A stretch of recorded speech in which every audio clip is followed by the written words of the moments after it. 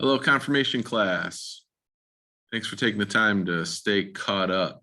For those of you who are homesick, hope and pray that you feel better soon. For those of you who are home quarantined, hope you stay well. Tonight, our lesson, as you see on the screen, make sure you're open in your workbook to Unit 2-4. You see there, the seventh commandment is about protecting possessions. This afternoon, when I started the 3:30 class, I asked a question that I think might be important for us to consider. I asked the question of why it's important that why is it important that we follow the 10 commandments? A whole bunch of questions came up. Someone said it's an important part of our witness to the world. That as forgiven sinners, we should live a life of joy and thankfulness toward God. It's how we show other people who God is. Somebody said it's a way that society should be ordered. All things are true. Someone said it's just the right thing to do. Those are good ones. Then I asked a question that's similar, but not exactly the same. I said, why is it important to you that your neighbor follows God's commandments? The room was quiet for a moment. So I asked a slightly more specific version of the question. I said, who remembers the fifth commandment? Somebody raised their hand and said, do not murder. So I said, why is it important for you that your neighbor follows God's commandments? And they said, well, I'll be safer. I won't get murdered. That's exactly right. That's what I'm talking about.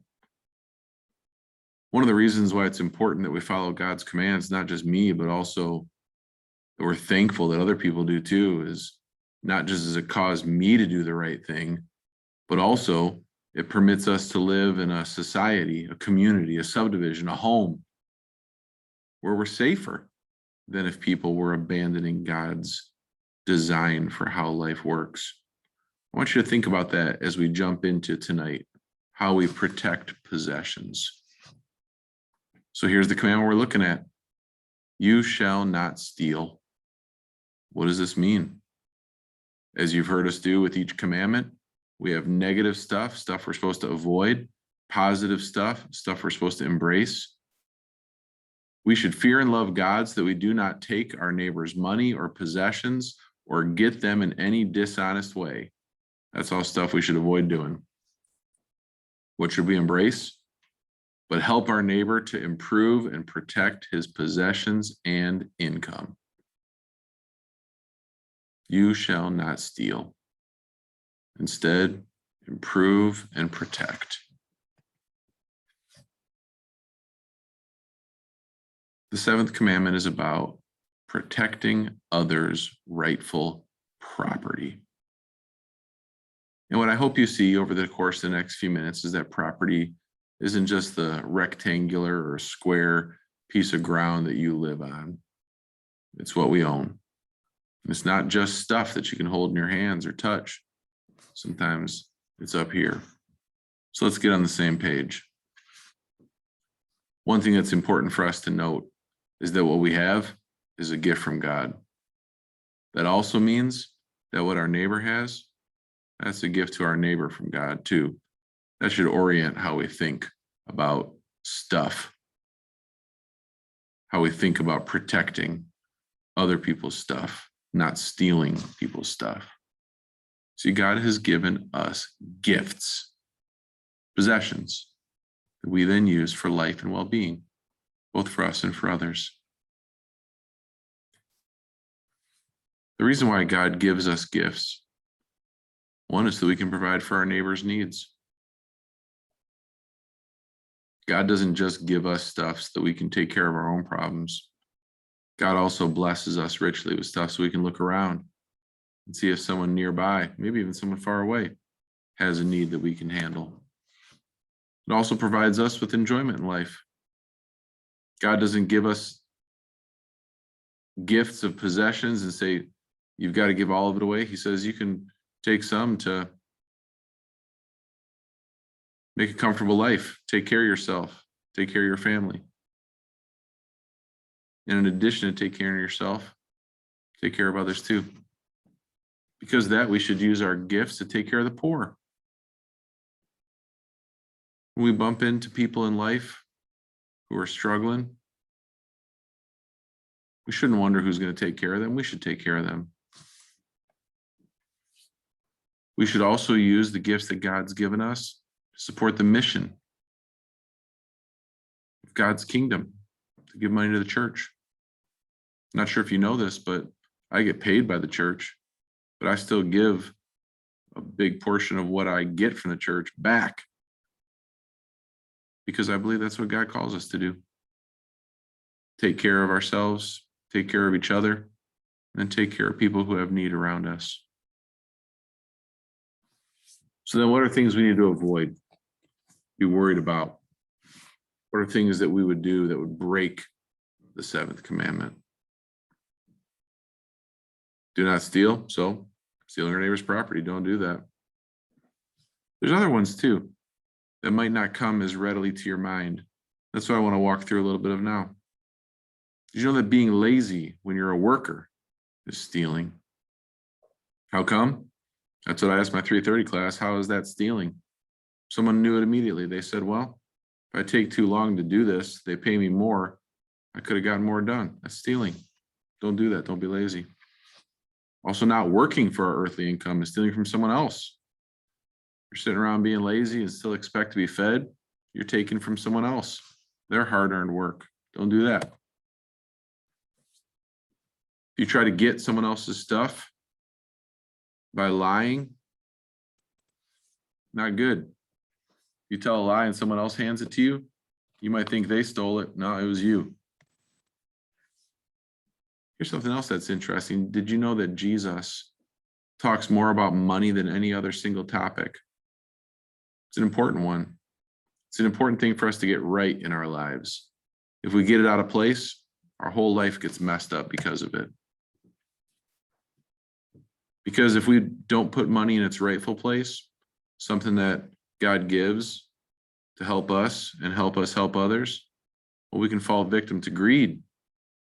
And greed, as you see here, is the root of all evil. It's also true that Jesus teaches us that having too much can be a barrier to us, can be a problem, can make it difficult to have faith. So I asked my class today, I said, why do you think these are true? Why does Jesus talk about money so much? Why is greed the root of all evil? Why is wealth such a problem? One of them said something I thought that was amazing. She said, well, if you have too much, you might start to worship it. If you're greedy, you won't be thinking about supporting your neighbor. You think about taking from your neighbor. So you and I need to get money into its rightful place, something that God gives us, something that we should be thankful for and content with what we have. So to make sure that you and I know what to be on the lookout for, I thought it was important to define some words and phrases. Because as you probably know, the temptation to steal isn't just to take our neighbor's bike. There's other stuff that we need to be away from the temptation of taking and also be supportive of them keeping and improving. Intellectual property, you know what that is. Ideas belong to people, not just physical possessions. So maybe you've heard about this. When we plagiarize, when we copy someone else's work and try to take credit for it, that's stealing.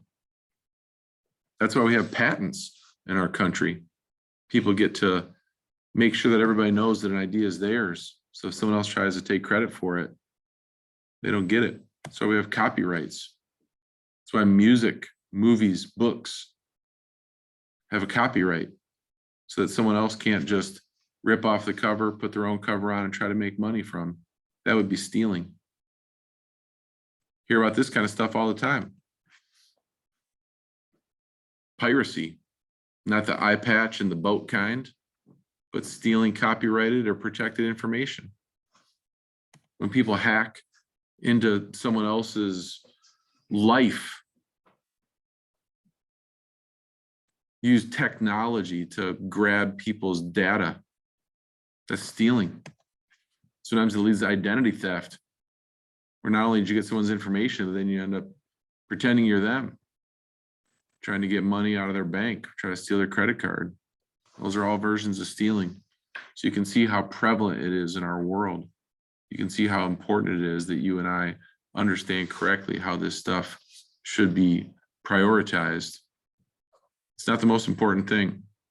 Our relationship with God is, then our relationship with others is next. So what's the role of possession? It's not something we're supposed to grab from another. Something we're supposed to be thankful for what we get from God, and then work on sharing that with other people. Not letting someone be so needy that they'd be tempted to steal, taking care of them before they get there. Not being so greedy that what we have, we just want more of, but being ready to share. All right, huddle time. See there, a big chunk of verses, about 8 of them. Spend some time with it. As it says, make sure you write down what they teach us about our relationship to money. Our relationship to money, and maybe also other people who are in need. Write those down. Pretty soon you'll be turning these books in. Don't be leaving blanks. We'll find you. As always, thank you for clicking. Hope you're doing well. Hope you're feeling well. Peace.